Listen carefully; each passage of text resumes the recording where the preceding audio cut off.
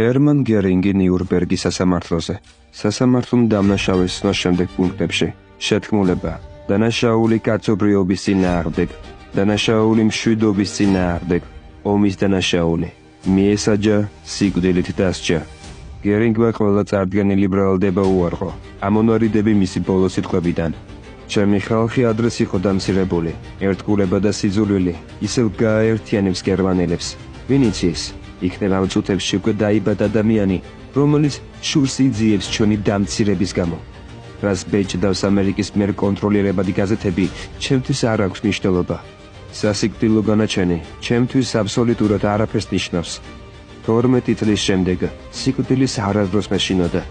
პირადად მე მირჩევნი 10 ჯერ მოკვდე, ვიდრე გერმანიის ლიდერის ასეთი დამცირება დავინახო. განაჩენის აღსრულებამდე 2 საათით ადრე მან გალიუმის ციანიდით თავი მოიკლა. ჯიპეში უპოვეს ჩანაწერი, სადაც ეწერა: რეიხსმარშლებს სიკვდილით არ სჯიან, ისინი ამ ქვეყნიდან თვითონ მიდიან.